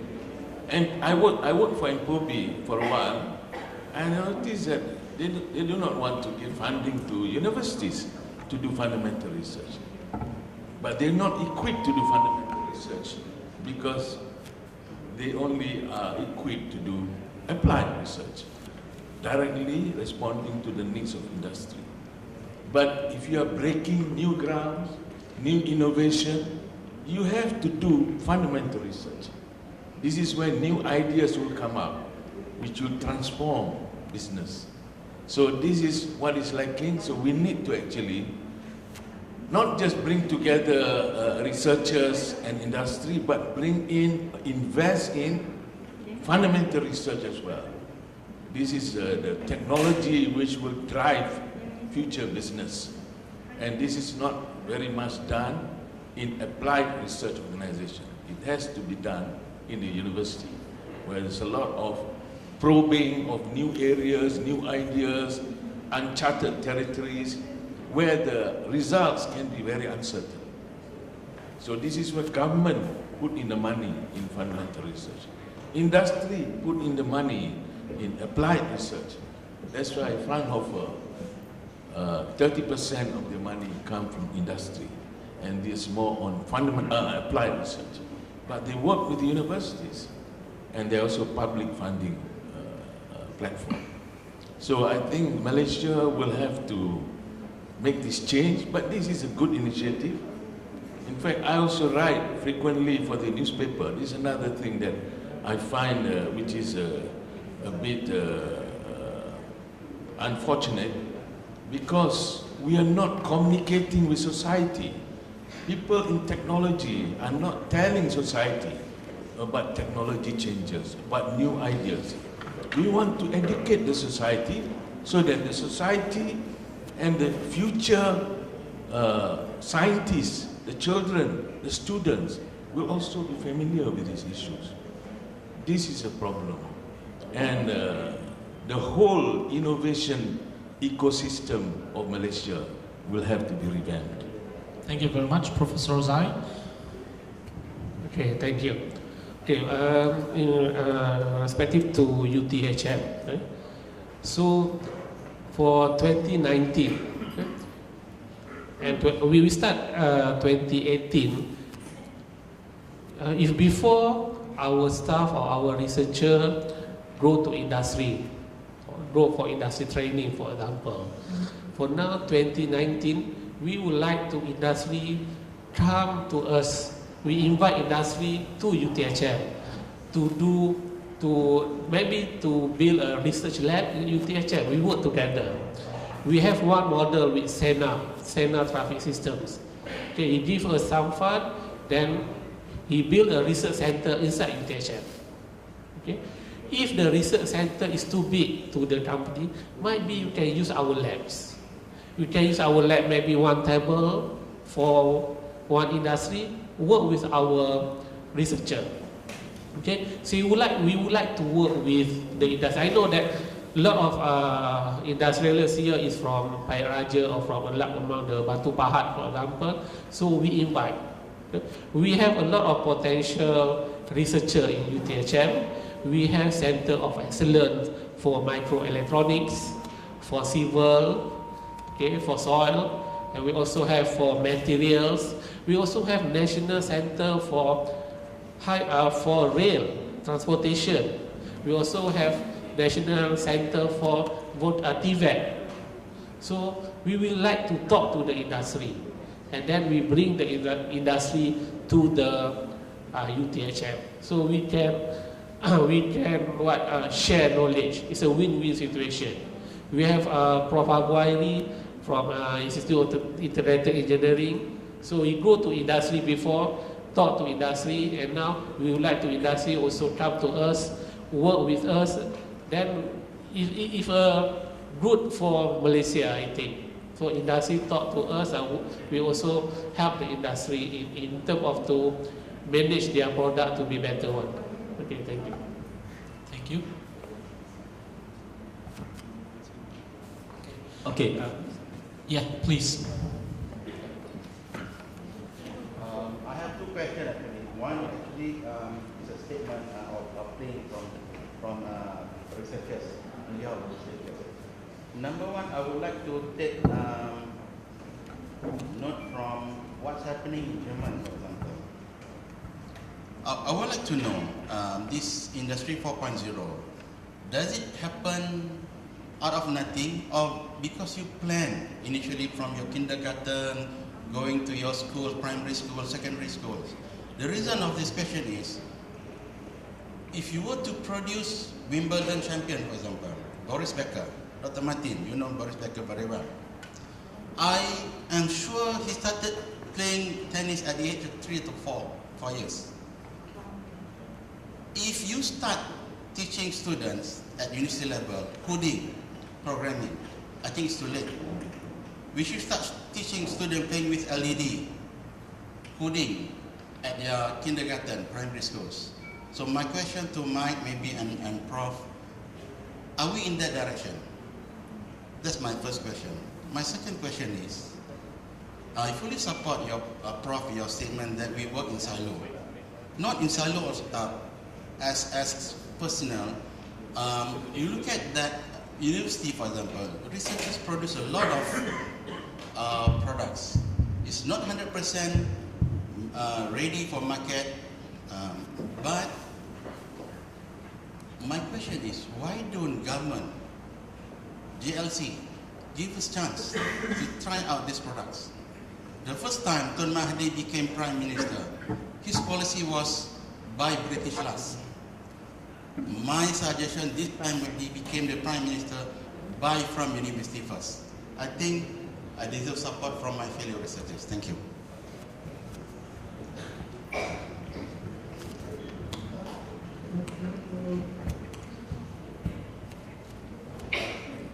I think in Germany we are discussing the same things. For example, how digital technology should be integrated in the kindergarten, primary school.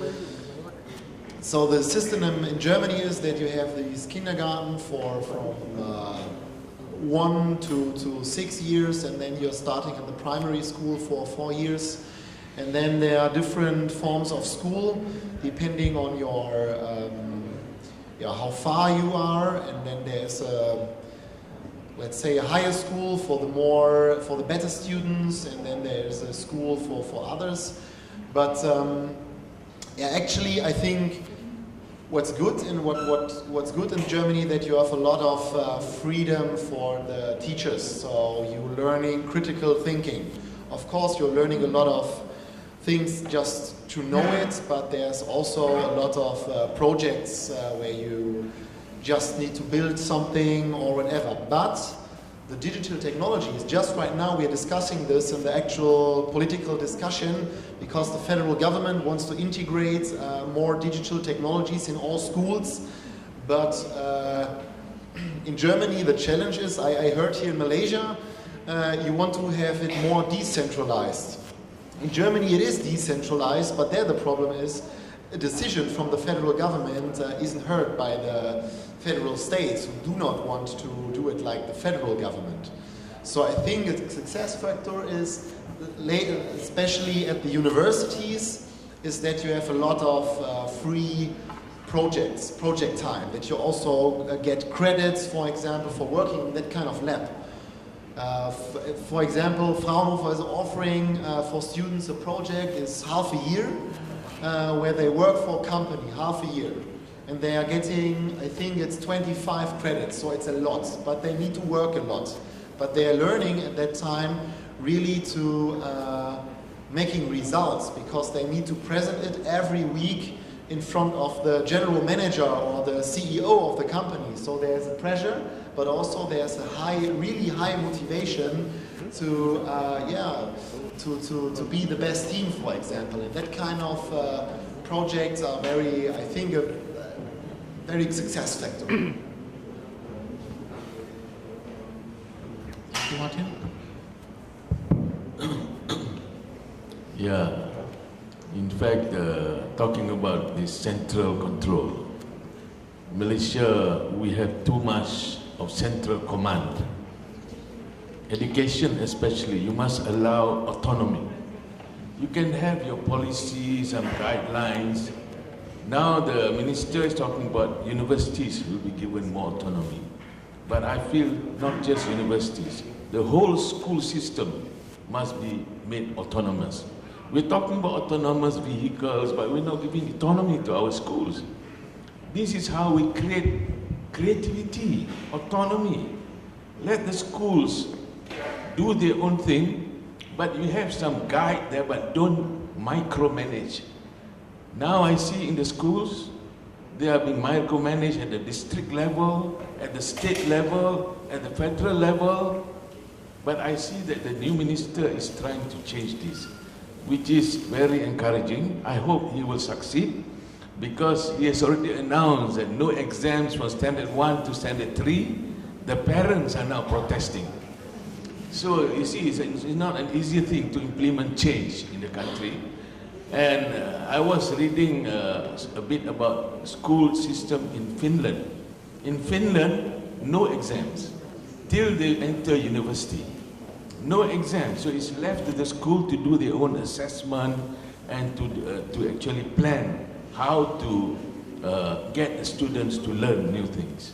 And Finland is among a leading country in technology development. But we are being bogged down, pressured by too much exam. You see, exam to me is a way of assessing how to help weak students. But here, we use exam to glorify the good students. The weak students are left behind, which is not the way, the spirit of exam. So I'm writing a book on this. And you know, in Malaysia, we have this group of 25. They're producing a book at the end of the year.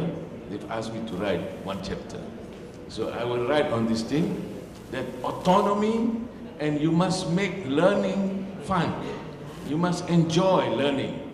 You must get our children to learn in a better environment, to have fun learning. You know, the golfers, why do they wake up at 5 in the morning, travel 30 kilometers away to hit a ball? Because they enjoy playing the game.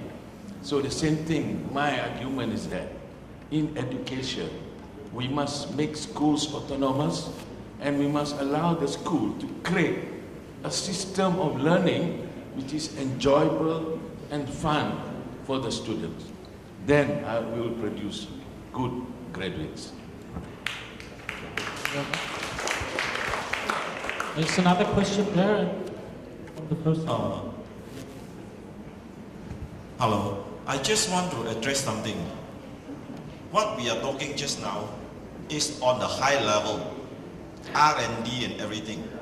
But we know that the society as a whole make up of from bottom to up. Because we are just only focusing on the high level, and all the other levels are not following, are not adapting, I don't think we will be successful. It's because very important, he's the technician. Because this technician in the industry 4, is it respected? The work is respected, the value is respected for every sector of the society. Because this is very important. So in this case, our education from young, they need to nurture actually everybody who contribute, everybody who have ideas should be respected and equally rewarded. By doing so, then only we can have innovation from every sector, and not only at the university or our research or whatever sector. Because a technician and have a very good idea can transform the whole system. But is their work accepted? And regarding the education, because I've been to Northern Europe, Norway and all that, when you look at their education, it's not winner take all. It's a more justified, rewarding system for everybody in the society. Then only you can initiate all those innovative ideas from all sectors of the society, and not only in the university and research. So I just want to ask, is our university is going to instill all those value system right from young, from primary school, to guide them whatever thing to do? It's because why? I always say, parents around, have a very good study, have a very good grade, next time you can do easy job. Don't be so difficult and do those hard job. But in actual fact, the society is not like that. So, due to our concentration on winner to take all, actually, we can see that we have a lot of theory, a lot of research, a lot of result from up there, but no follower at the back, which is quite a serious problem in our society, where I can see that. How our education system is going to address this issue? This is my question.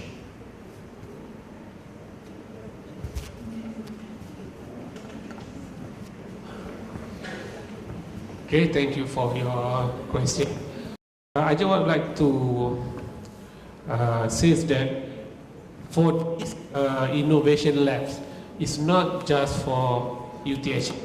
It's open to all. It's open also for the society to come in. Okay, and with UTHM, we also go to the primary and secondary school to give some talk on the innovation one. We also invite primary school or secondary school to come to our lab to do some, for example, there's a training on the simple electronics design, for example. Okay, that's we help the school, the primary school and secondary school on the innovations. So I agree with you that the innovation is not for just for researcher of the university, is for all. I share my experience. Okay, I have some innovation. It's about in 1994. It win the best of the best in Geneva. But the idea is not come from me. It's come from the school, from the Budak Sekolah Rendah. It's a primary school. Okay, there is one afternoon I went to, I don't know, it's Giant or Tesco. Okay, there's a student, is a boy playing around, and suddenly the car alarm sounded. Okay, alarm kereta itu berbunyi. Okay, so what do you do if the car alarm on? You just see the car, right? But the boy or the student say to his friend, hey, kereta tu berbunyi lah. Kawan dia cakap, kawan dia seorang cakap, kenapa kereta tu tak beritahu tuan dia? Kenapa kereta tu tak beritahu tuan dia, dia bunyi? Why the car didn't tell owner there is a sounding, is a alarm is on? That's the idea. Then when I get the idea, I went back to the lab and I make some simple one. When the car alarm is energized, is on, then the car or the system will send SMS to the owner, say that your car alarm is on. That is in 1993. Nobody innovate that one, but now it's a lot. Now it's China brand. But that idea came from the student, from the standard 4, standard 5. So don't underestimate budak-budak sekolah lah. That's why kalau saya pergi mana-mana, I went around, I like to see apa budak tu cakap. So sometimes it's a good for us to get some idea from the primary or secondary school. That's all. Hello? Edward. Sorry. So we have time for one last question. I'm sorry, it was before. Thank you. My name is Iwali from PD Plastic. We use a lot of, our company is actually producing packaging materials, supplying packaging material to a lot of consumer goods, industrial product, and we are servicing the nations. And a lot of brands, they use our product. For example, Meow Meow, they don't buy from us, but supplying and buy from us. Okay, we serve string wrapping, stretch wrap to people like Coca-Cola, and they use it for wrap 2 dozen of Coke, for example, as a string wrapping. And after that, they will also use our stretch wrap to wrap it around a pallet before they send it out to their consumers. So, idea of safety has become important.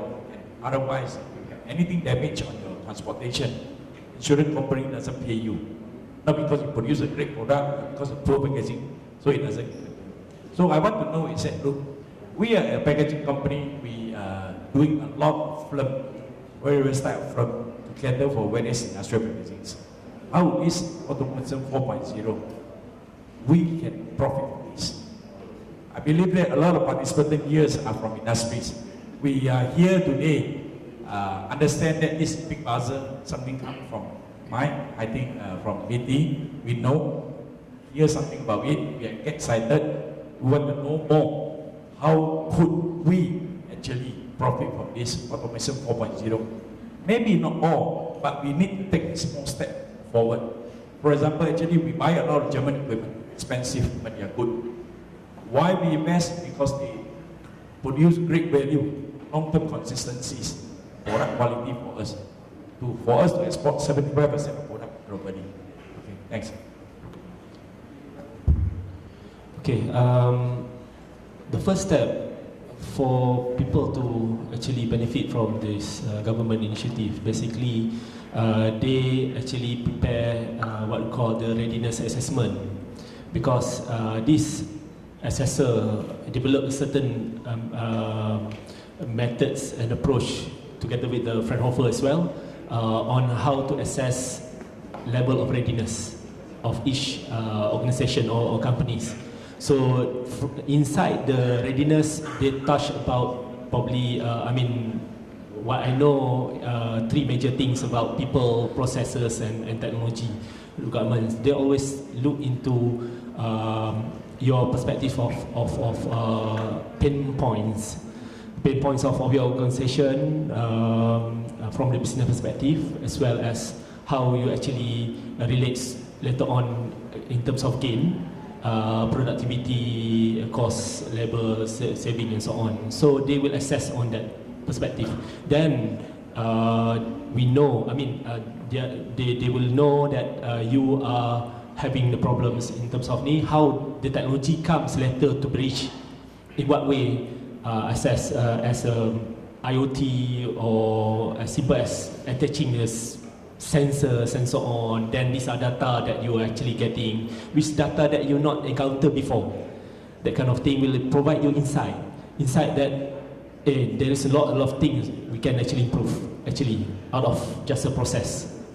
So they will actually approach from that perspective. They will guide from the strategic perspective until the implementation of that. So when they have done that, then comes the providers of giving you consultation on how to actually make use of what technology and so on. So it's not it's a journey, it's a guide. It's not like just whatever you see, then find your own way to actually get into it. Actually, there is supposed to be a self-assessment. Without them, you can actually access to the website portal. You can assess yourself, your readiness, and then from that data, they will actually bring and more thorough assessment to be done. So from there, they will suggest government in terms of funding, in terms of investment. These are options. We have this grant, these loans, and so on, put to you to actually provide you whatever assistance you require. Thank you very much. I would close now this. Oh, Martin, you have also? Maybe something to add from the German perspective. So I totally agree that it's important to have as a government as well as a company to have a strategy. But then for the funding in that field in Germany, what we also experience is a bottom-up approach. Because especially small and medium-sized companies are more practically. They don't want to wait for an assessment, and we also have that program to assess yourself, a website, or that the Fraunhofer or who else is doing that. But also what we experience, the best ideas are coming from the companies itself. They don't need any Fraunhofer or whatever. They know best about their processes and about their machines, about their projects. They just need some input from outside, some trigger, and then maybe also some time. Because usually in companies there are some engineers who have bright ideas but totally locked in their daily business, and there is not the culture to bring in new ideas. And that's maybe a suggestion for companies as well as for funding programs and for the companies to have a culture where it's incentivized when there is someone with new ideas, and even it's a worker at the machine, but he has an idea or her an idea. And the other way is the bottom-up approach. What we are doing is that we have people who are going from company to company and explaining them what kind of possibilities do they have, because from top down it's hardly to understand. There are so many projects and so many regulations where to start. And someone who's simple explaining and going from door to door and explaining the people what kind of possibilities they do have, like as a more bottom-up approach and more practical. First, I would like to agree with my friend there that innovation is only not just for universities or researchers. It's the whole society must have the innovation culture. Then only we can be successful. And I think the basic driver of Industry 4.0 is the sustainable development.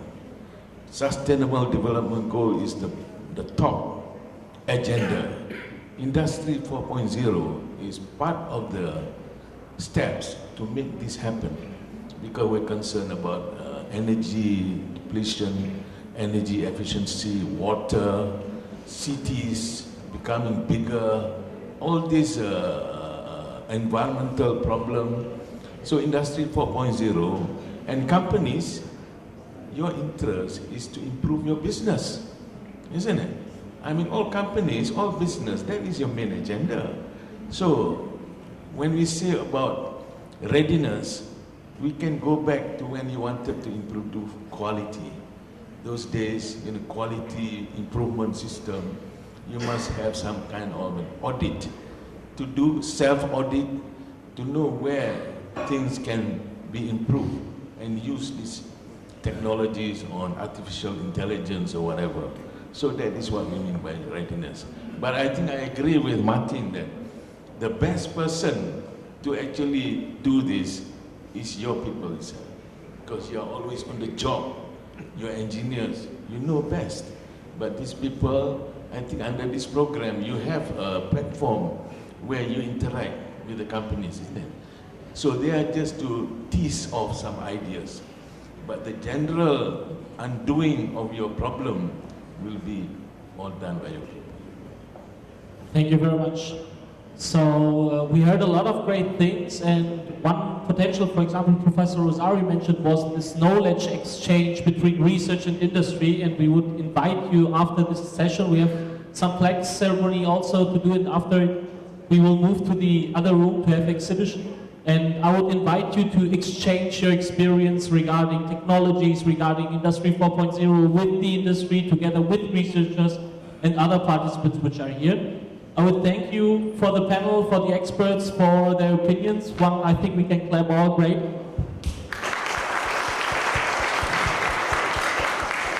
Yeah, thank you very much. Thank you, Mr. Labanasma and our panels. Ladies and gentlemen, once again, join me to give a round of applause to our moderators and panels. I am pretty sure that all of us has benefited from the topics of discussion.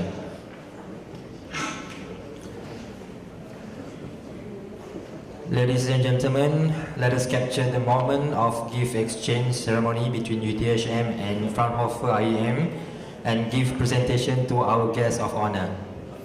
Now I would like to call upon Associate Professor Dr. Rosli Omar, Dean Faculty of Electrical and Electronic Engineering, and Dr. Wan Nursazwani Wan Zakaria, our event coordinator, to accompany the Honorable Professor Technologist Dr. Wahid bin Razali, Vice Chancellor, University of New Zealand, Malaysia, and Mr. Martin Robber, Project Leader of RiceMed, Official Representative of Franhoufer IAM, to exchange a gift of appreciation.